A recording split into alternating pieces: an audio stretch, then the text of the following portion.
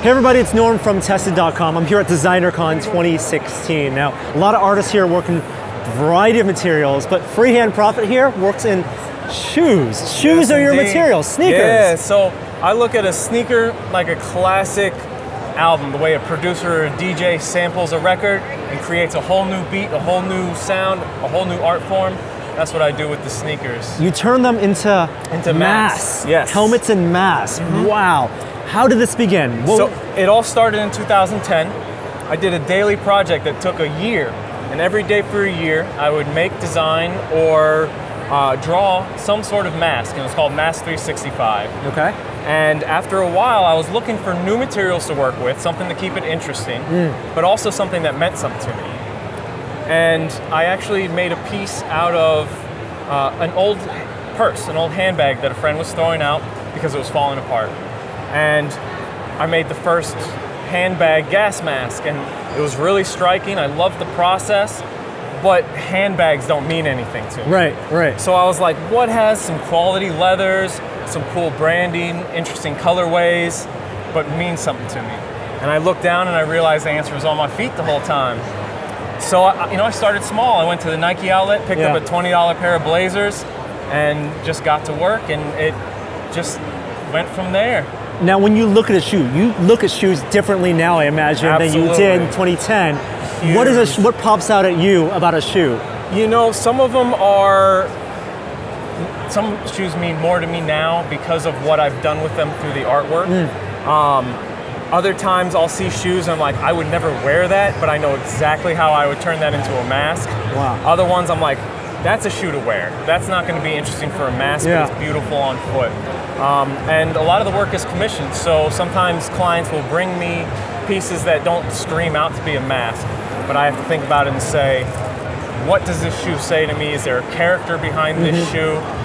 For example, the Princess Mononoke mask. If you've ever seen that Hayao Miyazaki film, Sans mask, one of my favorite movies, and I was like, what would that have looked like in sneakers and a gas mask? So this is my translation of that. Insoles as ears, Absolutely. layered. I mean, you're taking texture, from holes to stitching from a shoe that's Even in the the sole? craftsman, even the Absolutely. sole, and making the texture of a character. Exactly. Wow. So is it one pair per shoe, one pair of shoes per mask? And is that because you want like symmetry both sides of the face? Symmetry is important, and that's something that comes from the sneakers because you have mirrored left and right sides. They're chiral. Yeah. So most of the time it is just one pair per mask. There are exceptions. For example, the first order Stormtrooper helmet that I made here out of Command Force Troopers. Wow, yeah. So this is two pairs because it also comes around to the back of the head. Other example of that would be the Anubis mask here. Oh, holy. So this piece That's here insane. is two pairs of Nike IDs. So I designed these through Nike's site, and these are custom for this mask. So we chose the funny, black yeah. and gold metallic for the Anubis. Wow. And the speckles glow in the dark because he's a celestial being to represent the stars. And actually, there's fun little details. So Anubis used to weigh the soul, the weight of someone's heart, against the weight of a feather. And so we have a heart on one canister, and on the other canister, we have the feather. Awesome. Yeah.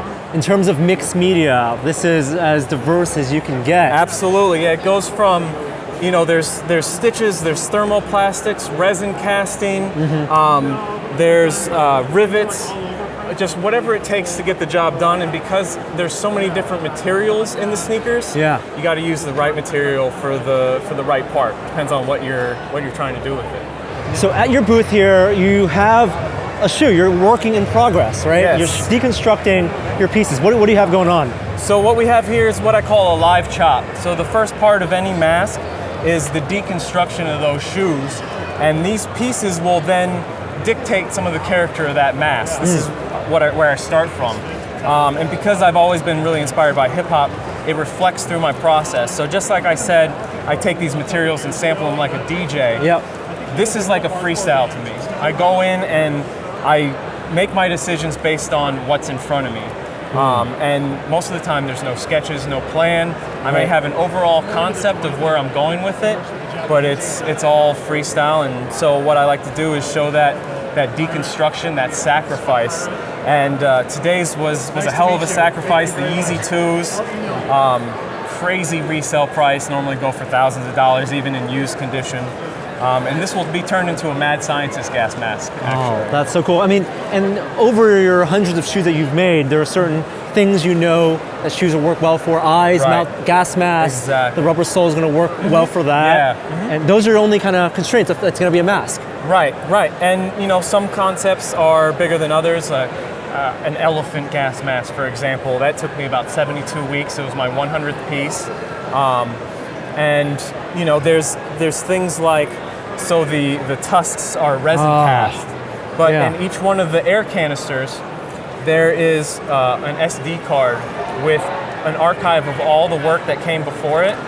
In the other one, there is a poem that I wrote about elephants and about their role through history, just to kind of tie everything together. So there's a lot more to it that people may never see, but I really like that, almost like a secret society vibe. Like, you don't know that it's there, but if you dig deep enough, you can find it. And all adds extra meaning. Exactly. You know, the materials to the sculpture, to your work. Thank you so much. No problem. It's for been a sharing pleasure. your work. You know, in model making, there's kit bashing. This is kicks bashing. Yes, absolutely. Absolutely. It's kind of artwork at DesignerCon, and we'll see you guys next time. Great seeing you.